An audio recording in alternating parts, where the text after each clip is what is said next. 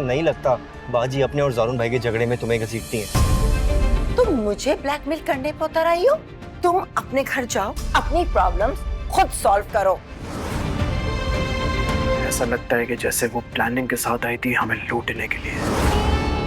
इससे वाकई कभी किसी लड़की से दोस्ती नहीं की, बल्कि मासूम लड़कियों को अपनी मोहब्बत के जाल में फंसाकर धोखा दिया।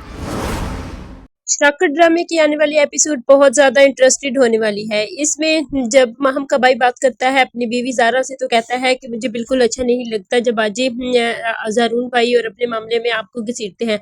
तो वो कहती है कि मैं क्या ही कह सकती हूँ इन सब को। माहम इधर बहुत ज्यादा परेशान होती है क्योंकि जारून अपनी दूसरी बीवी ये शफक के पास चला जाता है। वो शफक से बहुत ज्यादा चिढ़ती है और कहती है कि शफक के पास उसे नहीं जाना चाहिए, लेकिन वो शफक के पास अपने बच्चों की वजह से जाता है। जब वो सब कुछ अपनी माँ को आके बताती है तो उसकी माँ कहती है कि तुम मुझे ब्लैकमेल करने के लिए आई हो, तुम अपने घर के मामलों को खुद संभालो, मैं अब तुम्हारे घर के मामले में किसी में भी दखल नहीं दूंगी। तो इस पर माहम को बहुत ज्यादा गुस्सा आता है कि एक ही मेरा सहारा था वो भी मुझसे छीन गया।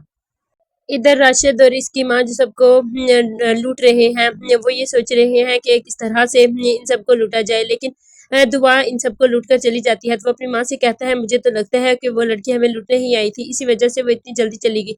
तो उसकी माँ इस बात पर राजी नहीं होती, कहती वो तो लड़की लगती ही बहुत मासूम सी थी। तो वो कहती है जब दुआ सबको इस राशिद की हकीकत बताती है कि राशिद तो किसी लड़की से दोस्ती नहीं करता, लेकिन ये तो लड़कियों को इस्तेमाल करता है, फिर इस्तेमाल के बाद छोड़ देता है, इसका करैक्टर कुछ ज़्यादा अच्छा नहीं है। इस पर माहम का भाई बहुत ज़्यादा अफसरदा हो जाता है और इसकी भाभी को भी बहुत बड़ा धचका लगता है कि ये इंसान तो किसी के काबिल ही नहीं है।